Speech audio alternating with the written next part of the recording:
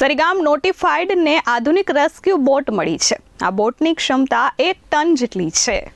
Sarigam notified વિસ્તાર માટે રાહતના સમાચાર સામે આવ્યા છે। લાંબા સમયથી સ્થાનિક લોકો જે રેસ્ક્યુ બોટની માંગ કરી રહ્યા હતા તે માંગ હવે પૂર્ણ થઈ છે। સરીગામ નોટિફાઈડને ગ્રાન્ટમાંથી 1 ટનની ક્ષમતા ધરાવતી આધુનિક રેસ્ક્યુ બોટ ફાળવવામાં આવી છે।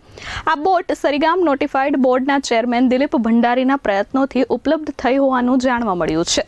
બોટનું સફળ ટ્રાયલ સરીગામ જીઆઈડીસી તળાવ ખાતે કરવામાં આવ્યું હતું। ટ્રાયલ દરમિયાન સરીગામ નોટિફાઈડના સ્ટાફ તેમજ ફાયર વિભાગની ટીમ હાજર રહી હતી અને બોટની કામગીરીનું નિરીક્ષણ કર્યું હતું।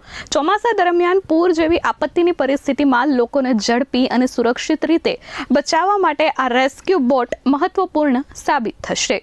Sarigam notified board chairman Dilip Bhandari, આજે હાલમાં અમને ઘણી જરૂર હતી પીવીસી બોટની। તો પીવીસી બોટ માટે અમારો સ્ટાફ ફાયર અને અમારો નોટિફાઈડનો સ્ટાફ સાથે મળીને અમે ટ્રેનિંગમાં બધી જ જગ્યા પર ઉંબરગામ તાલુકામાં કોઈ જગ્યા બાકી નહીં, કારણ કે આજે આફતની ટાઈમે અમે ગમે ત્યારે તમે સંપર્ક કરજો અને અમને ફોન કોન્ટેક્ટમાં તમને જરૂરથી અમે જઈશું।